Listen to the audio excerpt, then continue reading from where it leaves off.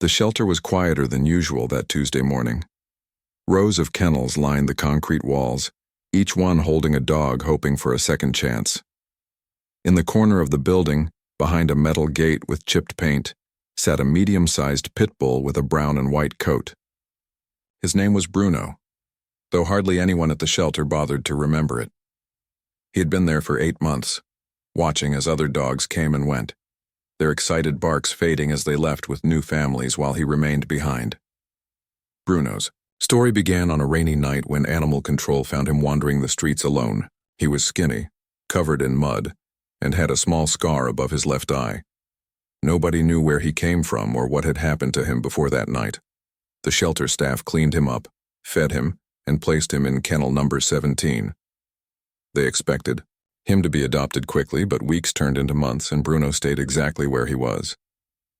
The problem wasn't that Bruno was aggressive or difficult. In fact, he was one of the calmest dogs in the entire facility. He never barked unnecessarily, never jumped at the kennel door, and never caused any trouble during feeding time. But that was part of the issue. While other dogs put on energetic displays for visitors, wagging their tails frantically and pressing their noses against the gates, Bruno simply sat in the back of his kennel and watched. His gentle brown eyes followed people as they walked past, but he never made a sound. To those who came looking for a pet, his quietness was mistaken for depression or lack of personality. Every weekend, families would arrive at the shelter searching for their perfect companion. Children would run from kennel to kennel, pointing at the jumping puppies and playful young dogs. Parents would stop to read the information cards attached to each gate, learning about the dogs' ages, breeds, and temperaments. But when they reached Bruno's kennel, most people barely paused. They would glance at him, see his breed listed as a Pitbull mix, and quickly move on to the next dog. Some didn't even look at him at all. The shelter volunteers knew Bruno was special. Sarah, a college student who came every Thursday to walk the dogs, had a soft spot for him. She would take him to the outdoor area where he would walk calmly beside her, never pulling on the leash or trying to chase the squirrels that occasionally crossed their path. In those moments, Bruno seemed content. He would lift his nose to catch the breeze and his tail would sway gently from side to side. Sarah often wondered why nobody could see what she saw in him. There was also Marcus, one of the longtime staff members who had worked at the shelter for over a decade. He had seen hundreds of dogs pass through those doors, and he insisted that Bruno was one of the best-behaved animals they had ever housed. During feeding times, Marcus would pause at Bruno's kennel and slip him an extra treat, quietly telling him that his day would come. But as the months dragged on, even Marcus began to lose hope. The reality was harsh. Pit bulls had a reputation problem, one that Bruno couldn't escape no matter how gentle he was. People came to the shelter with preconceived notions, believing that pit bulls were dangerous or unpredictable. They didn't want to take the risk, especially when there were golden retrievers, beagles, and mixed breeds without the stigma. The shelter's adoption counselors would try to advocate for Bruno, explaining his calm nature and how well he behaved, but their words rarely changed anyone's mind. Fear was a powerful thing, and it kept Bruno trapped behind those metal bars. As spring turned into summer, Bruno's kennel became his entire world. He learned the routine by heart. Mornings meant breakfast at 7, followed by a quick cleaning of his space. Afternoons brought volunteers who would take him for walks, though not every day.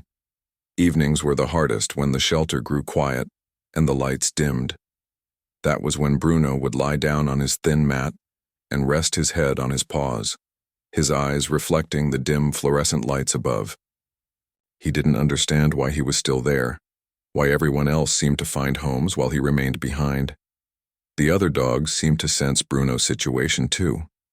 Some would bark in solidarity when he was passed over again, while others simply went about their business. There was a young Labrador retriever in the kennel next to Bruno's who had been adopted and returned twice. Even that dog found a permanent home before Bruno did. Each time a dog left, Bruno would watch them go with those same calm, understanding eyes. He never showed jealousy or frustration. He simply existed, waiting for something he couldn't quite understand. By the time autumn arrived, Bruno had been at the shelter for over 10 months. The staff had begun discussing what would happen if he wasn't adopted soon. Space was limited and more dogs kept arriving every week. There were difficult decisions that sometimes had to be made, decisions that nobody wanted to think about. Sarah heard whispers during one of her volunteer shifts and felt her heart sink. She increased her visits, spending extra time with Bruno, taking him on longer walks and bringing him special treats. But she lived in a small apartment that didn't allow pets, and there was nothing more she could do. The shelter manager, a woman named Patricia who had dedicated her life to helping animals, couldn't bear the thought of giving up on Bruno. She posted his picture on every social media platform she could find, wrote heartfelt descriptions of his personality, and even contacted local news stations hoping someone would share his story. A few people inquired, but when they learned he was a Pitbull, the interest always faded away. It seemed like the world had decided that Bruno wasn't worth the chance, and there was nothing anyone could do to change that perception. The days continued to pass, and Bruno continued to wait, unaware that his life was about to change in a way nobody could have predicted. The first Tuesday of November brought a visitor who was different from all the others. Her name was Eleanor Mitchell, and she arrived at the shelter alone, walking with a slight limp that suggested an old injury. She was in her early 60s with silver hair pulled back in a practical bun and wearing a faded blue jacket that had seen better days. The shelter staff had never seen her before, but there was something purposeful in the way she moved through the building, as if she knew exactly what she was looking for even though she had never been there. Eleanor took her time at each kennel, speaking softly to the dogs and reading their information cards carefully. She didn't flinch when the excited ones barked or jumped at their gates. She didn't coo over the puppies like most visitors did. Instead, she studied each animal with a quiet intensity, her weathered hands resting on the top of her worn leather purse. The adoption counselor on duty, a young woman named Jessica, approached her with the usual greeting and asked what kind of dog she was hoping to find. Eleanor's answer was simple and direct. She wanted a calm companion, she said, someone who understood that life wasn't always loud or exciting, someone who could appreciate quiet afternoons and slow walks around the neighborhood. She wasn't looking for a guard dog or a running partner. She needed a friend who wouldn't demand more energy than she could give. Jessica listened carefully, running through the roster of available dogs in her mind, trying to match the right animal to this unusual visitor. As they walked deeper into the shelter, Eleanor stopped abruptly at Kennel 17. Bruno was lying on his mat, his head resting on his paws in his typical position. He looked up when Eleanor approached, but unlike with other visitors, something changed in his expression. His ears perked up slightly, and he lifted his head with what seemed like genuine interest. Eleanor stood very still, her eyes meeting Bruno's through the metal gate. Neither of them moved for several long moments, engaged in some kind of silent conversation that Jessica couldn't quite understand. Eleanor asked to meet him. Jessica felt a spark of hope, but tried to keep her expectations in check. She had seen this before, people showing initial interest only to change their minds once they learned more about Bruno's breed. But she opened the kennel door anyway and carefully attached a leash to Bruno's collar. The dog stood up slowly, stretching his legs before walking out with the same calm demeanor he always displayed. Eleanor knelt down despite her bad knee and extended her hand toward him. Bruno approached cautiously and sniffed her fingers, then looked up at her face again with those expressive brown eyes. What happened next surprised everyone in the room.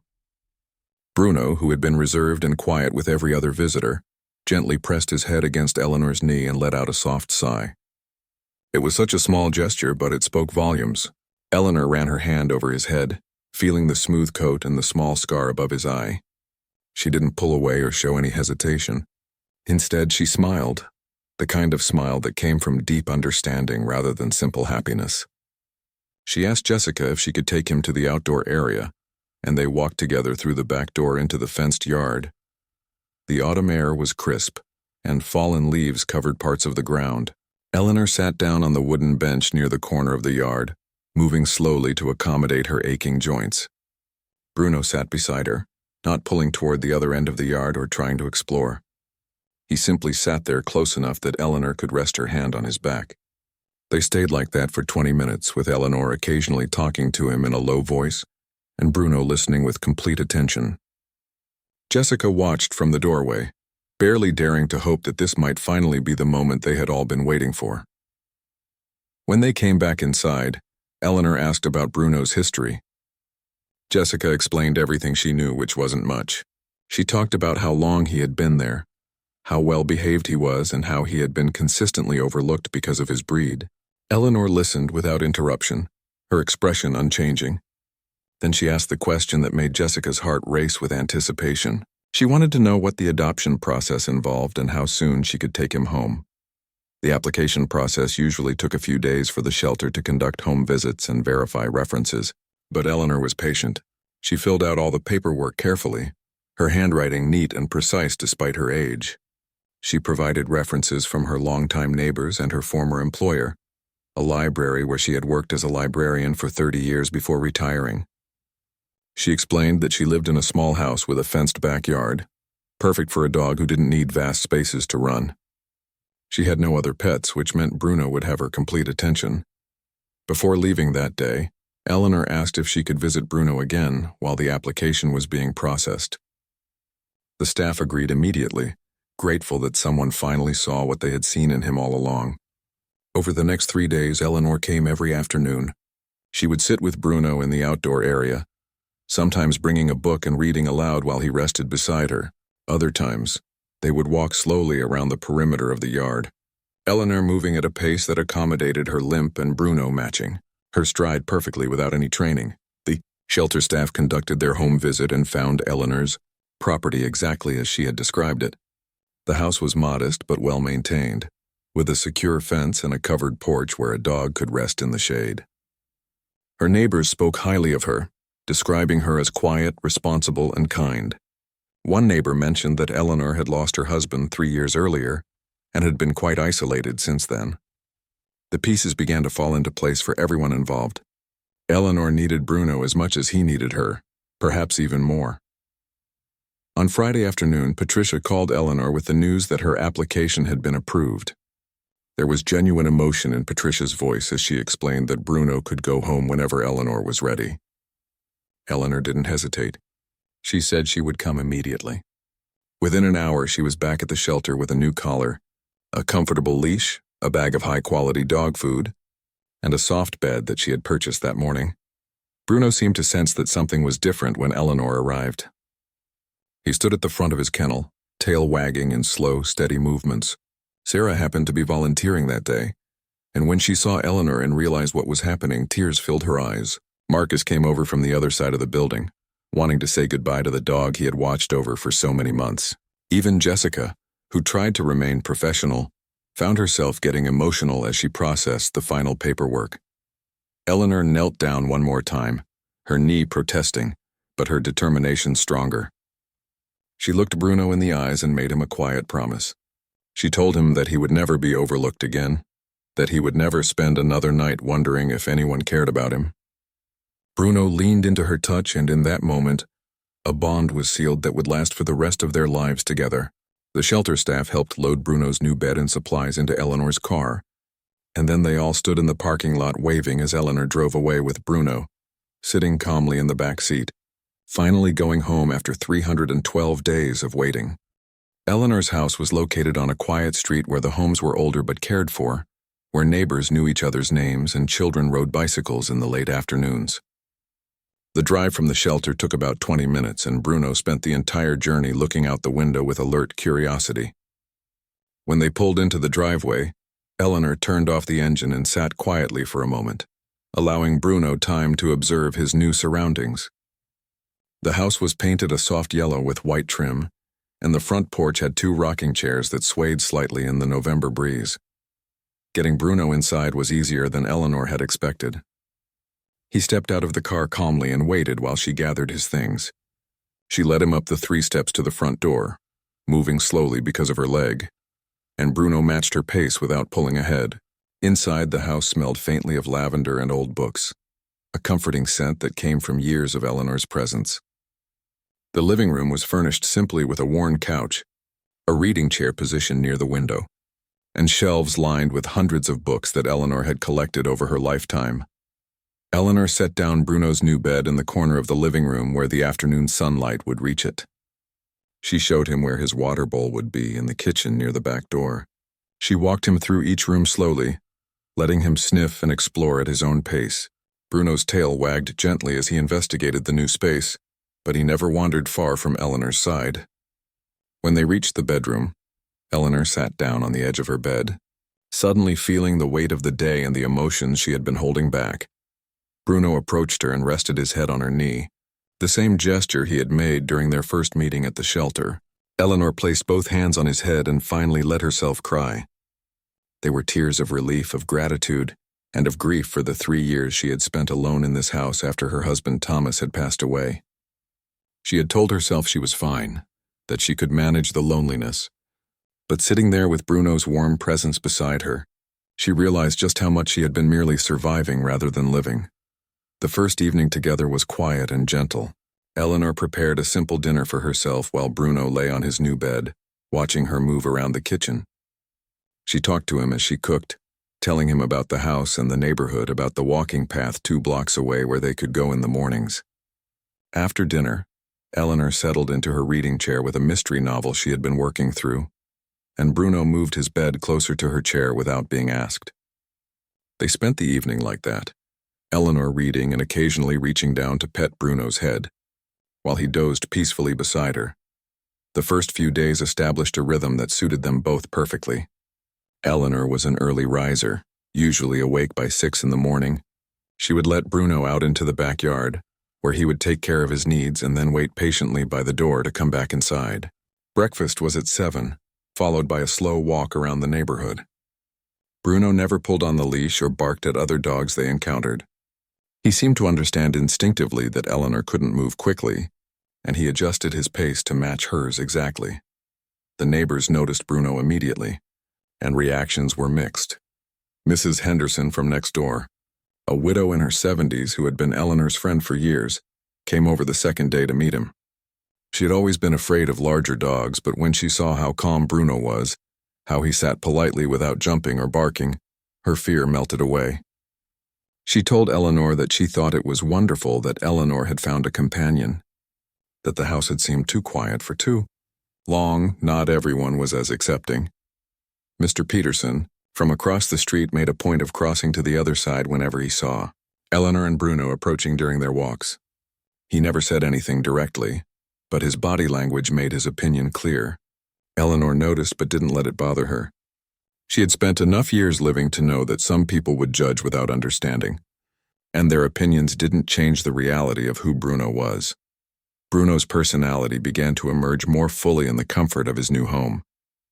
He wasn't playful in the traditional sense, didn't care much for toys or games, but he had his own ways of showing happiness.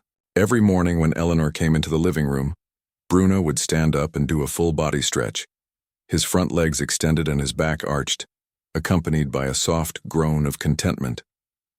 He would then walk over to Eleanor and lean against her legs, his way of saying good morning. These small rituals became precious to Eleanor, moments that gave structure and meaning to her days. The backyard became Bruno's favorite place. Eleanor's late husband had been an amateur gardener, and though the garden wasn't as well maintained as it used to be, there were still rose bushes along the fence and a small vegetable patch that Eleanor had tried to keep alive. Bruno would lie in the grass near the rose bushes, positioning himself where he could see the back door and watch Eleanor through the kitchen window. Sometimes Eleanor would bring her book outside and sit on the porch steps while Bruno rested nearby, both of them enjoying the cool autumn air and the peaceful silence. November gave way to December, and Eleanor began preparing for her first Christmas with Bruno. She had spent the previous 2 Christmases barely acknowledging the holiday, unable to face the traditions she had always shared with Thomas. But this year felt different. She found herself wanting to decorate, wanting to create warmth and celebration in the house again. She brought down the boxes from the attic, moving carefully on the fold downstairs, and spent an afternoon arranging lights and ornaments while Bruno watched with patient curiosity. One evening, Eleanor sat on the couch with Bruno beside her, his head resting on her lap while she gently stroked his ears. She told him about Thomas, how they had met at the library where she worked, how he had been checking out a book on woodworking, and she had recommended another title. She talked about their 40 years of marriage, about the quiet happiness they had built together, and about how lost she had felt when he was gone. Bruno listened without moving, his brown eyes fixed on her face, and Eleanor felt certain that somehow he understood. The connection between them deepened with each passing day. Eleanor discovered that Bruno would follow her from room to room, never intrusive but always nearby. If she went to the bathroom, he would lie down outside the door and wait. If she worked in the kitchen, he would position himself where he could see her without being underfoot. At night, after Eleanor had initially planned for Bruno to sleep on his bed in the living room, he would appear in her bedroom doorway with such a hopeful expression that she couldn't refuse him. His bed was moved to the side of her bedroom, and they would both sleep more soundly, knowing the other was close. Eleanor's health had been declining slowly over the past few years. Her knee troubled her constantly. Arthritis made her fingers stiff in the mornings, and she tired more easily than she used to. But Bruno's presence gave her motivation to move more, to walk daily, to maintain routines. On days when her knee hurt badly and she considered skipping their walk, Bruno would bring his leash to her, carrying it carefully in his mouth, and she would find the strength to go anyway.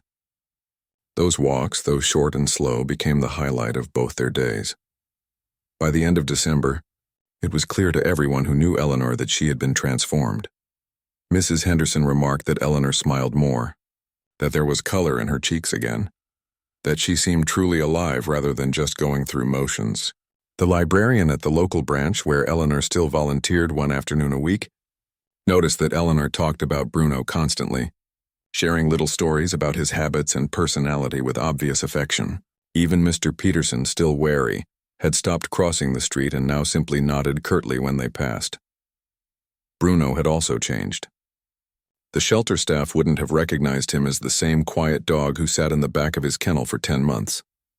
He still had his calm demeanor, but now there was brightness in his eyes, a confidence in his posture, and a contentment that radiated from him.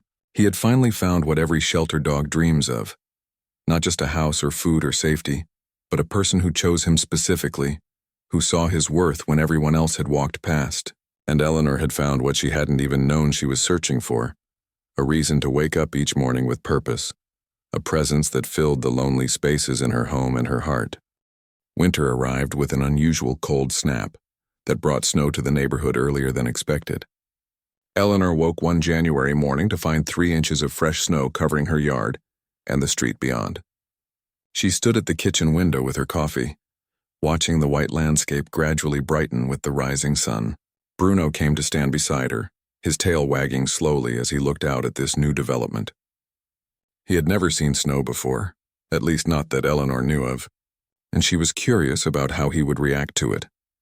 After breakfast, Eleanor bundled up in her heavy coat, wrapped a scarf around her neck, and pulled on her winter boots. Bruno waited patiently by the back door while she prepared, his excitement showing only in the slight quiver of his body. When Eleanor finally opened the door, Bruno stepped out cautiously, his paw sinking into the cold white substance. He pulled back immediately, looking at Eleanor as if seeking confirmation that this was normal. Eleanor laughed, a sound that had become more common since Bruno arrived, and encouraged him forward. Bruno ventured into the yard slowly, testing each step. He sniffed the snow, sneezed when some got on his nose, and then began to explore with growing confidence. He walked along the fence line, leaving a trail of paw prints behind him. When Eleanor threw a small snowball that landed near him, he jumped back in surprise, then approached it cautiously to investigate. His confusion at the snowball's quick disappearance made Eleanor laugh again, and she realized how much joy this dog had brought back into her life during the short time they had been together. Their walks during the snowy weeks required more care. The sidewalks became slippery, and Eleanor's knee protested the cold weather. But Bruno seemed to sense the added difficulty and became even more attentive during their outings. He walked directly beside Eleanor, close enough that she could lean on him slightly when her balance wavered. Several times when Eleanor's foot slipped on an icy patch, Bruno stopped immediately and braced himself, providing her with stability until she regained her footing. It was as if he had appointed himself her guardian, and he took the responsibility seriously. One particularly cold afternoon, Eleanor received a phone call that changed everything. It was from Patricia at the shelter, asking if Eleanor and Bruno might be interested in being part of a special program. Patricia explained that they were starting an initiative to change public perception about pit bulls and other misunderstood breeds. They wanted to feature successful adoption stories, show the community that these dogs could be wonderful companions when given a chance. Patricia thought Eleanor and Bruno would be perfect examples, given Bruno's long stay at the shelter and the clear bond they had formed. Eleanor was hesitant at first. She was a private person by nature, someone who preferred quiet days and anonymous walks through the neighborhood. The idea of being in the spotlight, even locally, made her uncomfortable. But as she thought about Bruno's 10 months in that kennel, about all the people who had walked past him without seeing his true nature, she felt a responsibility to help change things. If their story could help even one other overlooked dog find a home, it would be worth stepping outside her comfort zone. The interview was scheduled for the following week. A reporter from the local newspaper would come to Eleanor's house, take some photographs, and ask questions about their experience. Eleanor spent the days leading up to it feeling anxious, worrying about what she would say and whether she could adequately express what Bruno meant to her. Bruno, oblivious to her concerns, maintained his usual calm presence, providing comfort simply by being there. When the reporter arrived, a young woman named Amanda with kind eyes and a gentle manner, Eleanor's anxiety began to ease. Amanda brought a photographer named David, who immediately understood that Bruno might be camera shy and took time to let the dog become comfortable with his presence. They conducted the interview in Eleanor's living room, with Bruno lying on his bed nearby, occasionally lifting his head when his name was mentioned. Eleanor talked about her first visit to the shelter, about how something had drawn her to Bruno specifically. She described the quiet connection they had formed immediately, how Bruno had pressed his head against her knee in that moment of understanding. She spoke about the transformation in her life since bringing him home, how he had given her purpose and companionship during a time when she had been merely existing. Her voice grew thick with emotion when she talked about Bruno's 10 months in the shelter, about how many people had passed him by simply because of his breed. Amanda asked Eleanor what she would say to people who were afraid of pit bulls. Eleanor thought carefully before answering. She explained that fear often came from ignorance, from believing stereotypes without seeking truth. She talked about Bruno's gentle nature, his patience, his intuitive understanding of her limitations. She emphasized that while she couldn't speak for all pit bulls, she could speak for Bruno, and he had proven to be the most loyal and kind companion she could have imagined. Every dog deserved to be judged as an individual, she said, not as a representative of their breed. The photographer took pictures of Eleanor and Bruno together on the couch, on the front porch, and in the backyard. In every photo, their connection was obvious. Bruno would look up at Eleanor with complete trust and affection, while Eleanor's hand rested gently on his head or back. David, the photographer, mentioned that he had covered many stories during his career, but few had the genuine emotion he was capturing in these images. He said their bond was visible in every frame. After Amanda and David left, Eleanor felt drained but satisfied. She had done what she could to honor Bruno's story and perhaps help other dogs like him. She didn't know what impact the article might have, but she had tried, and that was what mattered. Bruno seemed to sense her exhaustion and stayed close to her for the rest of the day, his presence steady and reassuring. The article was published 2 weeks later, taking up half a page in the local section of the newspaper. The headline read, "From Overlooked to Beloved, a Pit Bull's Journey Home." The main photograph showed Eleanor and Bruno sitting on her porch steps, with Eleanor looking down at Bruno and Bruno gazing up at her, their connection unmistakable. The article itself was beautifully written, capturing the essence of their story without sensationalizing it.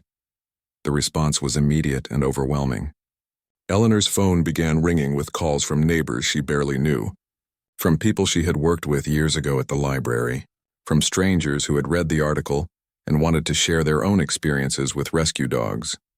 Mrs. Henderson came over with tears in her eyes, saying the article had moved her deeply and she was proud to be Eleanor's friend. Even Mr. Peterson stopped by, awkwardly admitting that he had been wrong to judge Bruno without knowing him. Patricia called from the shelter to report that they had received multiple inquiries about adopting pit bulls after the article ran.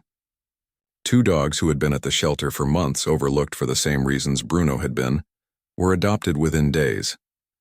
The shelter staff was thrilled, crediting Eleanor and Bruno's story with opening hearts and minds in the community. Sarah, the volunteer who had always loved Bruno, sent a card thanking Eleanor for giving him the home he deserved. But the most unexpected response came from a local elementary school. The principal called to ask if Eleanor would be willing to bring Bruno for a visit.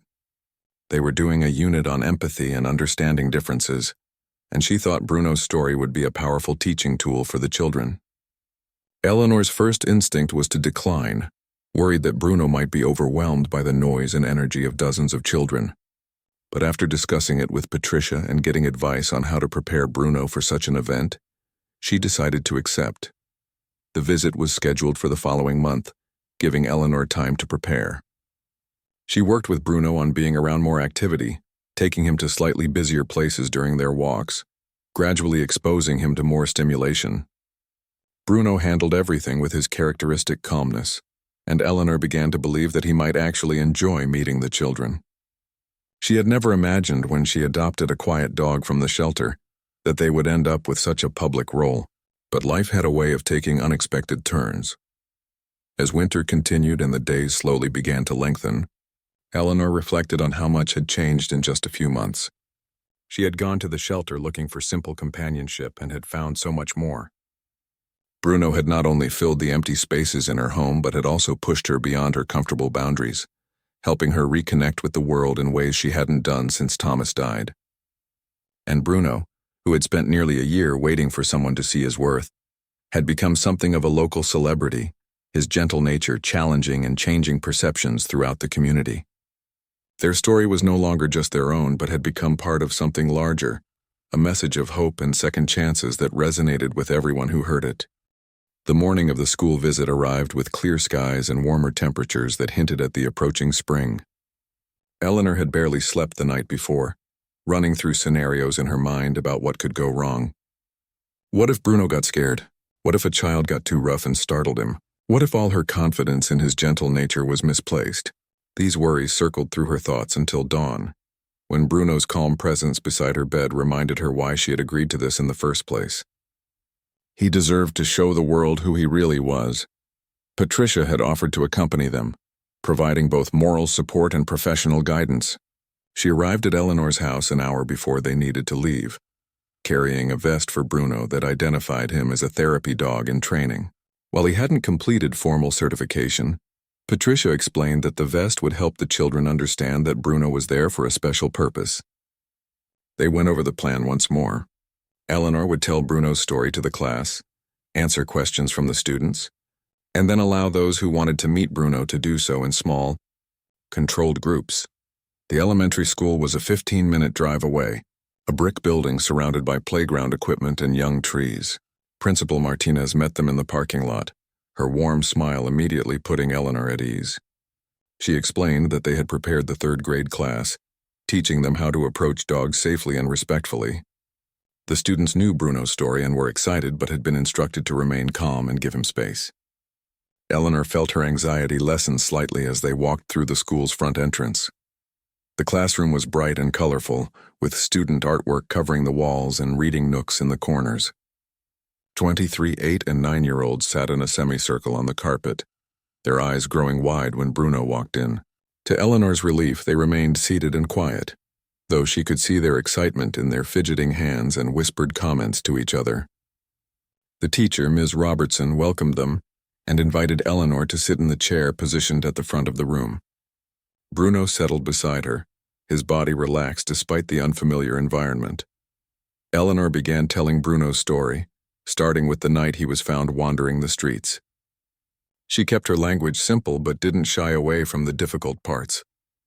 She talked about his 10 months in the shelter, about how people would look at him and see only his breed rather than his personality. She explained how lonely those months must have been for him, watching other dogs get adopted while he remained behind. The children listened with rapt attention, their young faces showing empathy and sadness for what Bruno had experienced. When Eleanor reached the part about their first meeting, about how Bruno had pressed his head against her knee, several students smiled. She talked about bringing Bruno home, about their daily walks and quiet evenings together. She explained that Bruno had helped her feel less alone after her husband died. that he had given her a reason to get up each morning and face the day. The room was completely silent except for Eleanor's voice, and even the most energetic students sat perfectly still, absorbed in the story. After Eleanor finished, hands shot up around the room.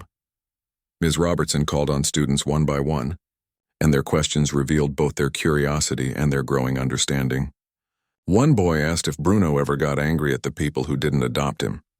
Eleanor explained that dogs don't hold grudges the way humans do, that Bruno lived in the present moment and didn't waste energy on past hurts. A girl asked if Eleanor had been scared when she first met Bruno because he was a Pitbull. Eleanor answered honestly, saying she had heard the stereotypes but had chosen to meet Bruno as an individual, rather than believing what others said about his breed. Another student asked if Bruno knew how special he was. Eleanor smiled at the question and admitted she wasn't sure what Bruno understood, but she knew that he felt loved and safe, and that was what mattered most. A quiet girl in the back raised her hand and asked if Eleanor thought Bruno had been sad in the shelter. Eleanor paused, considering her answer carefully. She said she believed Bruno had been confused and lonely, waiting for something he couldn't quite understand, but that now he was happy, and that was what counted. The final question came from a boy who asked what message Eleanor wanted them to remember. She thought for a moment, looking down at Bruno, who sat patiently beside her, and then told the children that everyone deserves a chance, whether they are dogs or people. She explained that judging someone based on appearance or reputation meant missing out on knowing wonderful individuals. She encouraged them to look deeper, to give chances, and to remember that the best friendships often come from unexpected places. Ms. Robertson then explained the process for meeting Bruno. Students who wanted to could come up in groups of 3, approach slowly and pet Bruno gently if he seemed comfortable. Nearly every hand went up. The first group approached with exaggerated caution, their movements slow and deliberate. Bruno's tail wagged gently as they came near. A girl with braids extended her hand carefully, and Bruno sniffed it before allowing her to pet his head. Her face lit up with joy, and she whispered that he was soft. Group after group came forward, and Bruno handled each interaction with perfect patience. Some children were nervous at first but gained confidence when they saw how calm he was. Others were immediately comfortable, sitting beside him and talking to him about their own pets at home. One boy with thick glasses spent his entire turn simply looking into Bruno's eyes, and when he returned to his spot on the carpet, he told his neighbor that Bruno was the nicest dog he had ever met. There was one girl who didn't raise her hand to meet Bruno.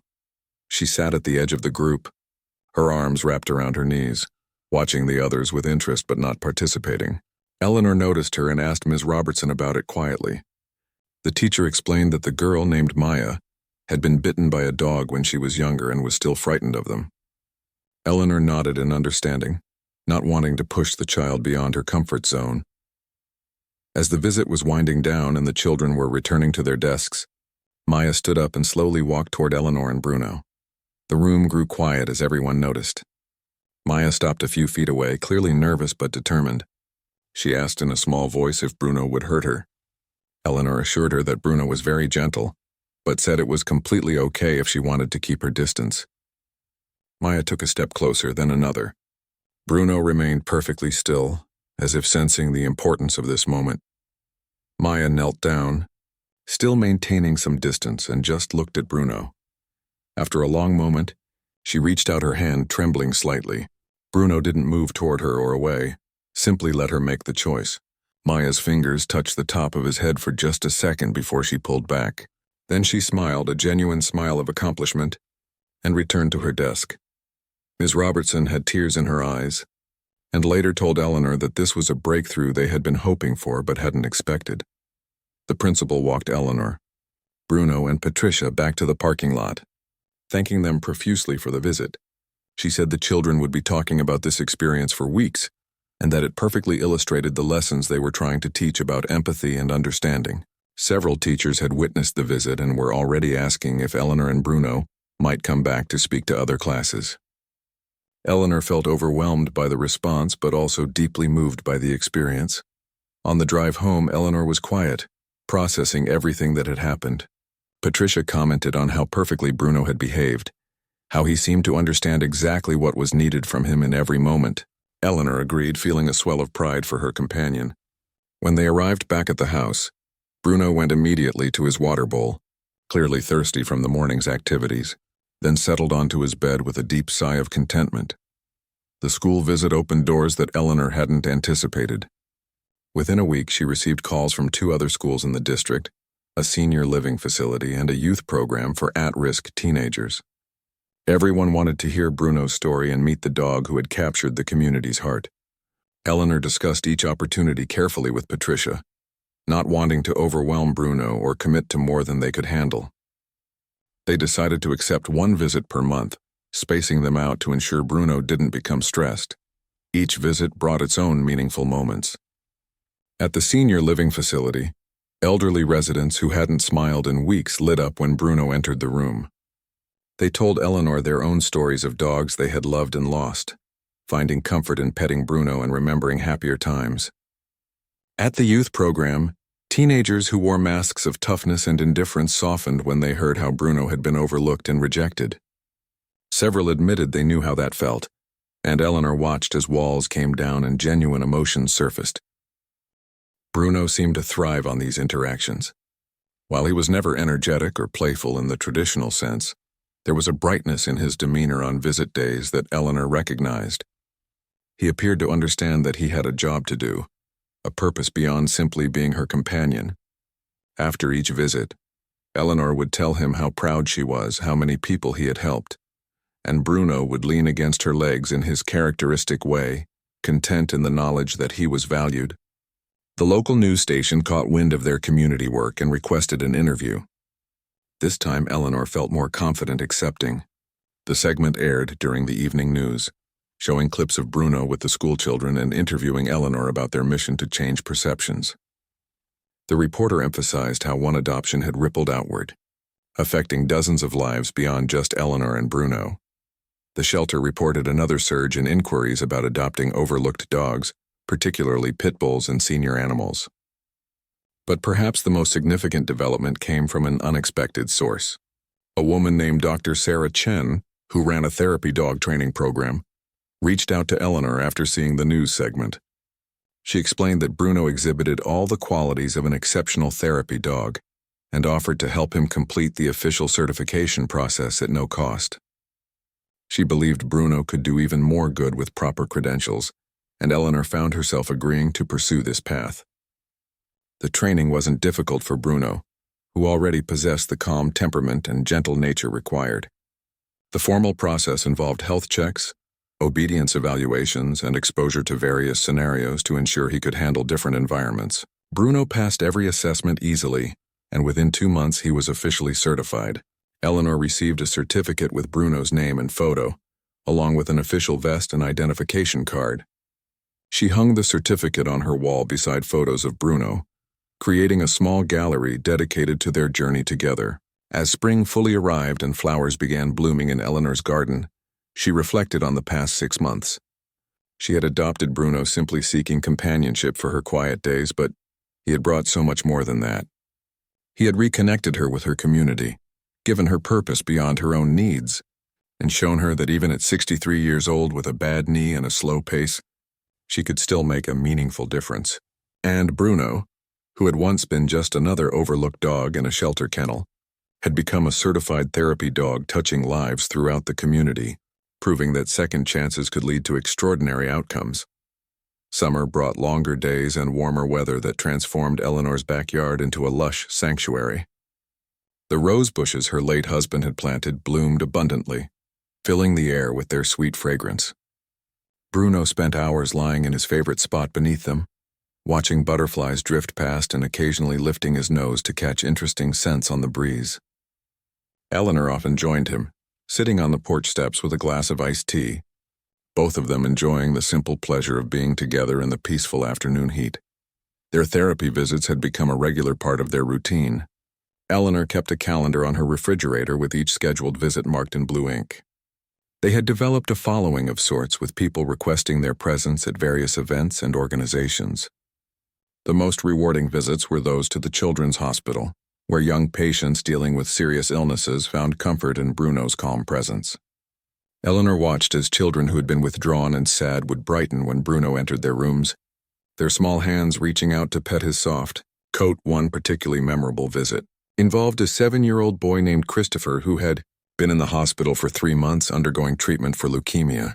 He had stopped talking to the staff and his parents, retreating into silence as his treatment continued. The child life specialist thought Bruno might help and arranged for a visit. When Eleanor and Bruno entered Christopher's room, the boy was curled up in his bed, staring at the wall with vacant eyes. Bruno approached slowly, his nails clicking softly on the tile floor, and simply sat beside the bed. Christopher turned his head slightly, just enough to see Bruno sitting there patiently. Minutes passed in silence. Then Christopher's small hand appeared over the edge of the bed, fingers stretching toward Bruno. Bruno stood carefully and moved closer, allowing the child to touch his head. Christopher's fingers tangled in Bruno's fur, and after another long moment, he whispered his first words in 2 weeks. He said Bruno was nice. His mother, standing in the corner of the room, started crying quietly.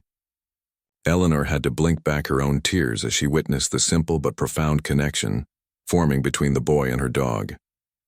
They visited Christopher 3 more times during his hospital stay. Each visit he talked a little more, asked questions about Bruno, and even smiled when Eleanor told him stories about Bruno's adventures. The hospital staff called Eleanor after Christopher was discharged to tell her that those visits had been a turning point in his treatment. His improved mood had helped him cope with the difficult procedures, and his parents credited Bruno with bringing their son back to them.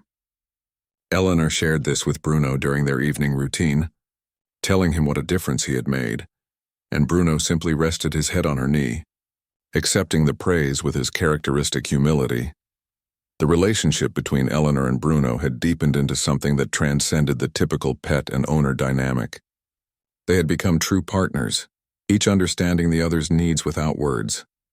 Eleanor could tell by the tilt of Bruno's head or the position of his ears what he was feeling or needing. Bruno could sense when Eleanor's knee was hurting badly and would deliberately walk slower those days, staying even closer to provide support. On difficult nights when Eleanor couldn't sleep, thinking about Thomas or worrying about her aging body, Bruno would appear at her bedside and rest his chin on the mattress until she invited him up to lie beside her. Mrs. Henderson had become a regular visitor, often stopping by with treats for Bruno or just to sit with Eleanor and chat. She told Eleanor that watching their relationship had inspired her to consider adopting a pet herself. She had always thought she was too old, that caring for an animal would be too much work, but seeing how Eleanor and Bruno enhanced each other's lives made her reconsider. Eleanor encouraged her, suggesting they visit the shelter together. A month later, Mrs. Henderson adopted a senior cat named Whiskers, and the 2 households became even closer, with Eleanor and Mrs. Henderson often sitting together in one of their yards, Bruno and Whiskers tolerating each other's presence with dignified distance. The local newspaper did a follow-up story on Eleanor and Bruno, documenting how their initial article had sparked a wave of adoptions and changed community attitudes. The reporter interviewed several people who had adopted Pitbulls or other overlooked breeds after reading about Bruno. One woman had adopted a 9-year-old Pitbull mix who had been at the shelter for over a year. A young couple had adopted a deaf dog they had initially overlooked. A retired veteran had adopted a senior German Shepherd with anxiety issues. Each story began with someone saying they had read about Eleanor and Bruno and decided to give an overlooked dog a chance. Patricia invited Eleanor to speak at a fundraising event for the shelter. The thought of addressing a large audience terrified Eleanor, but she agreed because she knew it would benefit the animals. The event was held in early August at a local community center. Over 100 people attended, filling the room with conversation and anticipation. Eleanor stood at the podium with Bruno sitting calmly beside her, and despite her shaking hands and nervous voice, she told their story once more. She talked about loneliness and second chances, about looking beyond appearances and stereotypes, about how one adoption had changed 2 lives completely. The audience gave them a standing ovation. People approached Eleanor afterward, shaking her hand and thanking her for her advocacy. Several told her that they worked with rescue organizations in other cities and wanted to share her story to inspire similar change in their communities. A publisher asked if Eleanor had ever considered writing a book about her experience with Bruno. Eleanor was overwhelmed by the attention but grateful that Bruno's Message was spreading far beyond their small neighborhood. Despite their public role, Eleanor made sure to protect their private time together. Not every day was about visits or advocacy. Most days were still simple and quiet, filled with the ordinary routines they had established. Morning walks when the air was cool and the neighborhood was just waking up. Afternoons in the backyard with Eleanor reading while Bruno dozed nearby. Evenings on the couch with Bruno's head resting on Eleanor's lap while they watched the news together. These moments, unglamorous and unremarkable, were actually the most important. This was the real relationship, the daily choosing of each other, the comfortable silence of true companionship. Eleanor's health remained a concern. Her knee continued to deteriorate, and her doctor mentioned that surgery might eventually be necessary. Her arthritis made mornings difficult, and she moved slower than she had even a year ago. But having Bruno depending on her gave her motivation to manage her pain and maintain her mobility. She couldn't let him down, couldn't fail to provide the walks and care he needed. In a strange way, her commitment to Bruno's well-being improved her own health because it forced her to stay active and engaged. One evening in late August, as the summer heat finally began to ease, Eleanor sat in her backyard watching the sunset paint the sky in shades of orange and pink. Bruno lay beside her, his body warm against her leg. She thought about the journey that had brought them to this moment. A year ago, she had been merely surviving, going through the motions of life without really living. The house had been too quiet, the days too long, the future too empty. Then she had walked into a shelter on an ordinary Tuesday morning and met a dog that nobody wanted, and everything had changed. She wondered what her life would look like now if she hadn't made that choice, if she had walked past Bruno's kennel like everyone else had done. The thought made her unbearably sad. She couldn't imagine her days without Bruno's steady presence, without his gentle companionship, without the purpose he had given her. And Bruno, where would he be? She didn't want to think about that either, about what happened to dogs who stayed in shelters too long, about opportunities that closed when time ran out. Eleanor reached down and placed her hand on Bruno's head, feeling the familiar warmth of his fur and the solid reality of his presence. She told him quietly that adopting him was the best decision she had made in years, that he had saved her as much as she had saved him. Bruno lifted his head and looked at her with those expressive brown eyes, and Eleanor felt certain that he understood, that the gratitude flowed both ways. They sat together as darkness fell and the stars began to appear. Two souls who had found each other when they both needed it most, bound together by a connection that transcended words or species.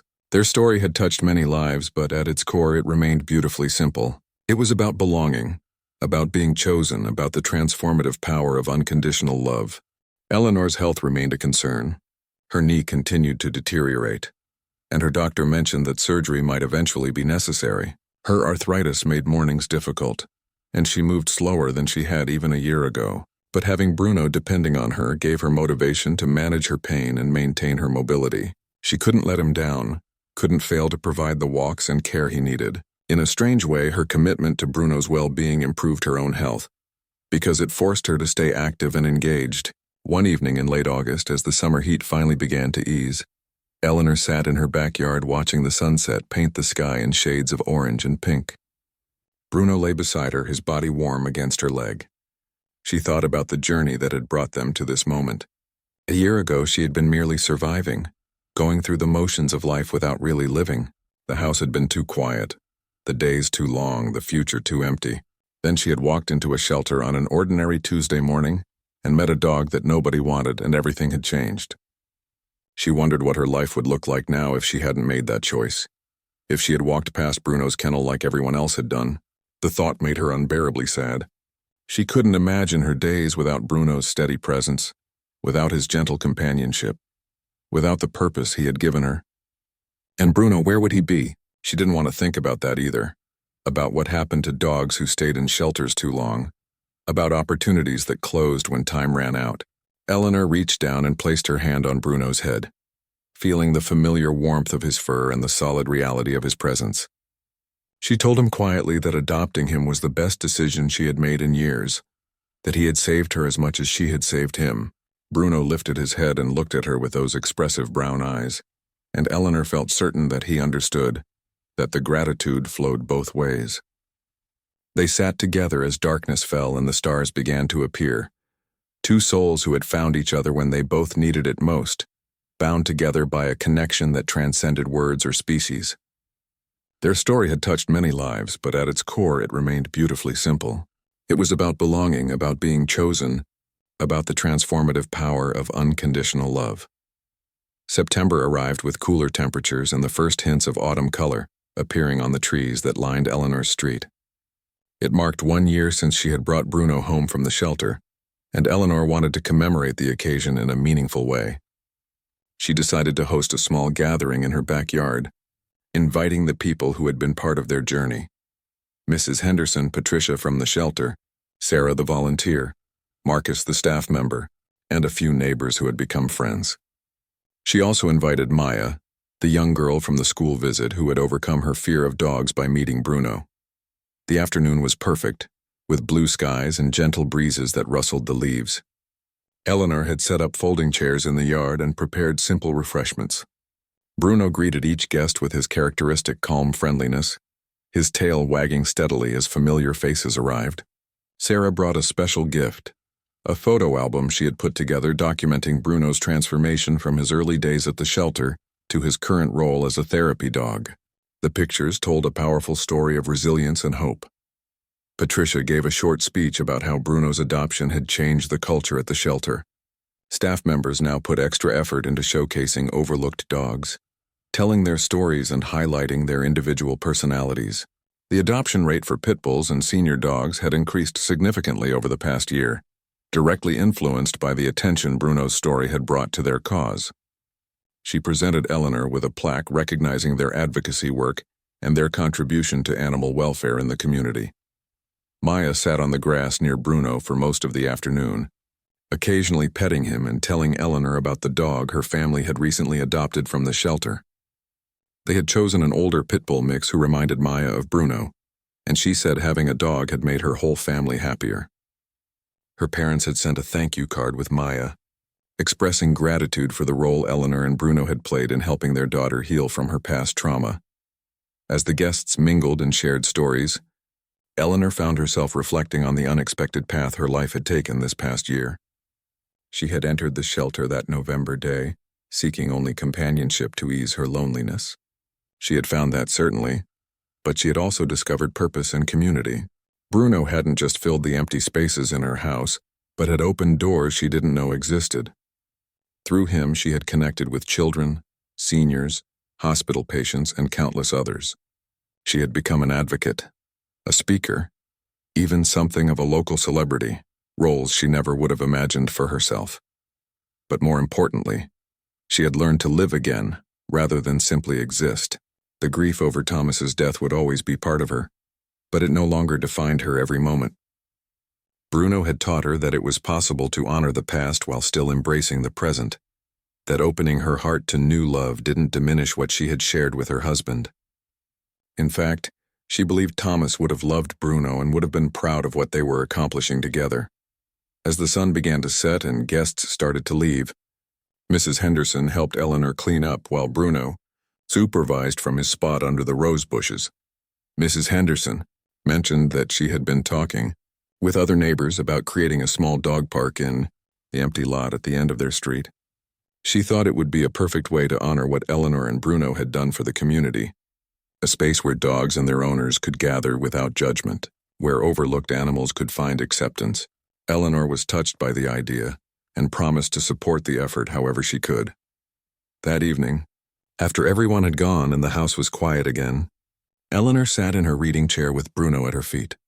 She opened the photo album Sarah had made, slowly turning pages that chronicled their journey. There were pictures of Bruno in his shelter kennel, looking small and uncertain, photos from their first days together, showing Bruno exploring his new home, images from their therapy visits, capturing moments of connection with the people they had helped. Recent pictures showed Bruno confident and content, his eyes bright with the security of knowing he was loved and valued.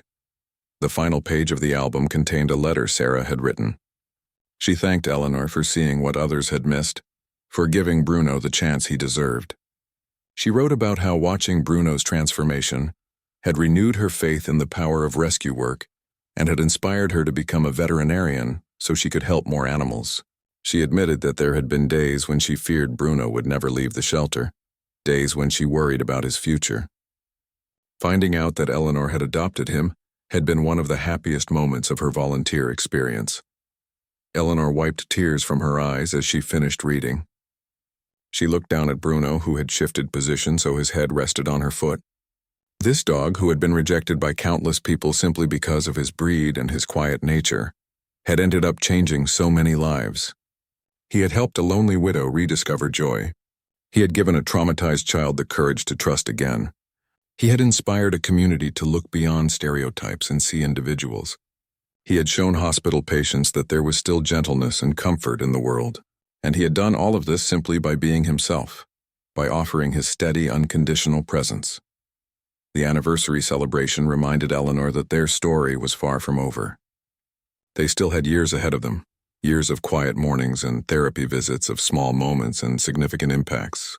Bruno was now 5 years old according to the shelter's estimate, meaning they likely had many good years left together. Eleanor's knee might require surgery eventually, and her body would continue aging, but she felt confident facing whatever came next with Bruno beside her. In the weeks following the anniversary, life settled back into its comfortable rhythm. They continued their therapy visits, adding a weekly stop at the children's hospital to their schedule. Eleanor started working with the neighborhood association on the dog park project, attending meetings and helping with fundraising. She and Mrs. Henderson took walks together, Bruno and Whiskers reluctantly accepting each other's company. The seasons changed, leaves fell from trees, and Eleanor's garden prepared for winter rest. One quiet Sunday afternoon in October, Eleanor received a phone call from a woman in a neighboring state who had read about Bruno online.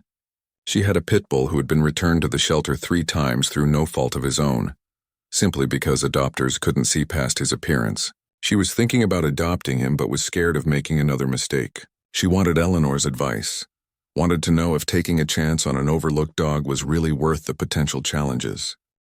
Eleanor didn't hesitate in her response. She told the woman about that first meeting with Bruno, about the quiet connection they had formed immediately. She talked about the risks she had taken by adopting a dog with an uncertain past, about the moments of doubt she had experienced in those early days. But then she described their life together, the morning walks and evening companionship, the therapy work and community connections. She explained that Bruno had given her more than she could have imagined, that the relationship they had built was worth every moment of uncertainty. The woman called back a week later to report that she had adopted the Pitbull. His name was Max, and he was already settling into her home beautifully. She thanked Eleanor for the encouragement, saying that Bruno's story had given her the courage to follow her heart. Eleanor hung up the phone feeling grateful that their influence was reaching beyond their immediate community, that Bruno's message of hope and second chances was spreading to places they would never physically visit. As winter approached and the days grew shorter, Eleanor began working on a project she had been considering for months. She started writing down their story, not for publication but for herself, a way to preserve the memories and lessons of this extraordinary year. She wrote about the loneliness she had felt after Thomas died, about walking into the shelter without knowing what she was looking for, about the moment she first saw Bruno and felt an inexplicable pull toward him. She wrote about their daily routines, their therapy visits, the people they had helped, and the ways Bruno had transformed her life. Writing the story helped Eleanor understand just how much she had changed. The woman who had adopted Bruno a year ago had been tentative and withdrawn, moving through life with careful steps and low expectations. The woman she was now felt purposeful and connected, willing to take risks and embrace new experiences. Bruno had been the catalyst for this transformation, but Eleanor recognized that she had made choices too. She had chosen to look past stereotypes and see an individual. She had chosen to step outside her comfort zone and share their story publicly. She had chosen to keep her heart open to new love even when grief made that difficult. On a cold December evening, Eleanor sat by the fireplace with Bruno curled up beside her chair. Christmas lights twinkled in the window, and snow was falling softly outside. She thought about the question people often asked her, whether saving Bruno had been difficult or scary. She always told them the truth. Adopting Bruno hadn't been difficult at all. The difficult part had been the years before him, the loneliness and lack of purpose, the feeling of being overlooked and forgotten herself. Bruno hadn't needed saving in the traditional sense. He had simply needed someone to see him, to choose him, to give him a chance to be who he truly was. And in seeing Bruno, Eleanor had learned to see herself differently too. She was no longer just a lonely widow with health problems and a quiet life. She was an advocate, a friend, a therapy dog handler, a community member making a difference. She was someone who had taken a chance on an overlooked dog and discovered that sometimes the things others reject are actually the greatest treasures. She was living proof that it was never too late for second chances, that transformation could happen at any age, and that the most profound connections often came from the most unexpected places. Bruno lifted his head and looked at Eleanor, his brown eyes reflecting the glow from the fireplace. She reached down to pet him, feeling the familiar warmth of his fur beneath her fingers. Outside, the world continued turning, seasons changing, time passing. But in this moment, in this house, two souls who had found each other when they both needed it most were simply together, content in the knowledge that they had each finally found where they belonged. Their story had touched many lives and would continue to do so, but at its heart it remained beautifully simple. It was a story about looking beyond the surface, about giving chances, about the transformative power of choosing to see value where others see nothing. It was a story about a Pitbull who was overlooked by everyone until he met his lifelong companion, and about a woman who had been overlooking herself until a gentle dog reminded her that she too deserved love, purpose, and joy.